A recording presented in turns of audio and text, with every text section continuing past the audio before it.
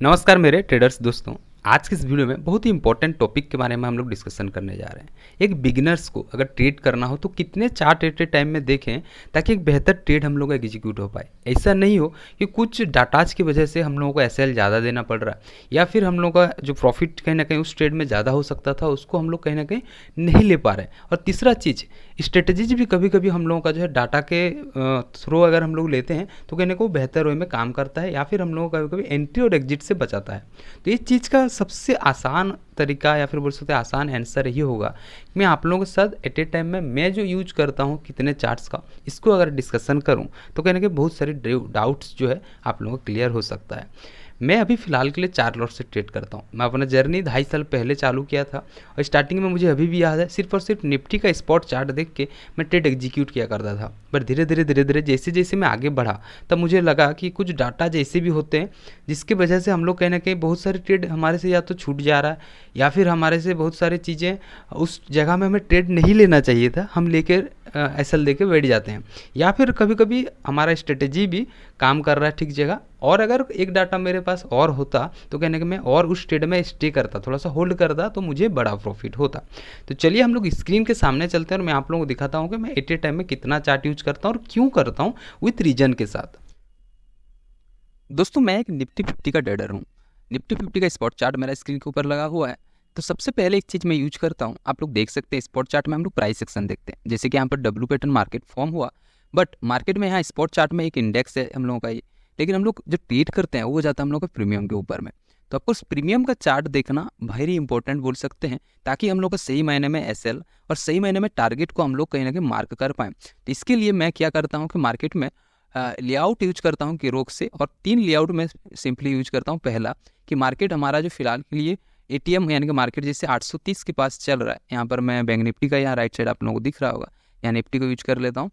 Exactly इस right side में मैं यूज करता हूँ, जैसे 830 के पास है तो मैं 850 का यूज कर लेता हूँ कॉल ऊपर में, और एग्जैक्टली नीचे भी मैं यूज कर लेता हूँ उसका पुट। अब रीजन समझते हैं कि हम लोग क्यों कॉल और पुट को यूज कर रहे हैं। अब यहाँ पर देखिए सिंपली यहाँ पर हम लोग का मार्केट एक डब्ल्यू टाइप पैटर्न बनाया, लेकिन बड़ा बनाया। अब यहाँ पर आप लोगों को दिख रहा है कि मार्केट यहाँ से ऊपर की ओर जाएगा। अब मार्केट यहाँ ऊपर की ओर जाएगा तो आप यहाँ पर एंटी स्पॉट चार्ट में लिए, बट एग्जैक्टली आप लोगों को पता कैसे चलेगा कि इस ट्रेड में अगर मेरा अपोजिट साइड का हो गया तो कितना ऐसे लाएगा। ये कहीं ना कहीं हम लोगों को मिल जाता है डाटा निफ्टी का प्रीमियम चार्ट से। एग्जैक्टली यहाँ पर अगर आप लोग देख सकते हैं कि स्पॉट चार्ट के ऊपर हम लोगों का यहाँ पर अमाउंट दिखेगा कैसे। यहाँ पर अगर आप लोग ले रहे हैं करीबन 125 रुपये आप लोगों को ट्रेड को पड़ता, और एसएल आप लोगों को यहाँ पर 115 के आसपास आप लोगों को कहना कि एसएल लेके चलना पड़ता है। यानी कि आप क्लियर रहते हैं यहाँ पर कि मैं यहाँ पर 10 रुपये का लॉस लेके चल रहा हूँ, यानी कि 50 में मुझे अगर ट्रेड करता हूँ तो मुझे यहाँ 500 का लॉस लेके चलना पड़ेगा। सेम चीज़ आप लोग टारगेट के साथ भी कर सकते हैं। आप लोगों को रेजिस्टेंस वगैरह सपोर्ट वगैरह प्रीमियम चार्ट में भी देखने को मिल जाता है। अगर आप चार्ट रीड करते हैं तो ये चीज़ आप लोगों को हेल्प हो जाएगा।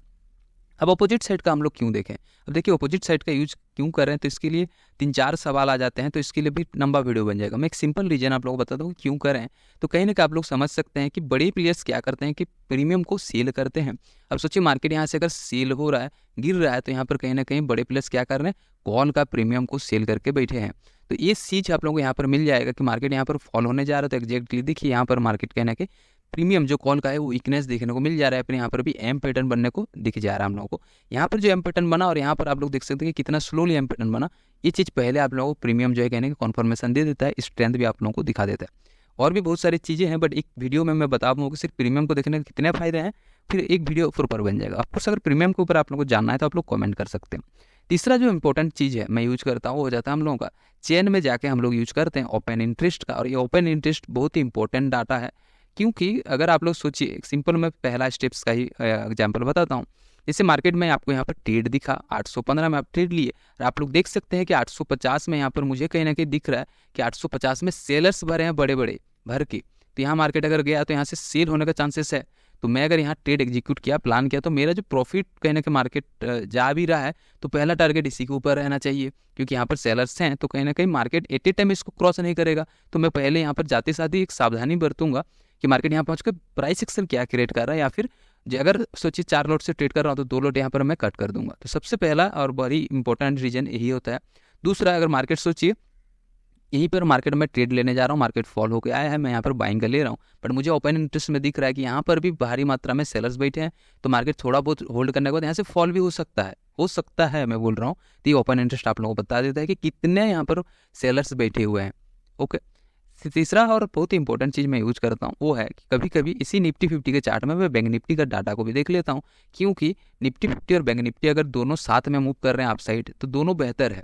और अगर सोचिए कभी कभी मार्केट में बैंक निफ्टी आपको अपोजिट में जा रहा है और निफ्टी आपको अपोजिट में जा रहा है तो कहने का ट्रेड में इशू होता है।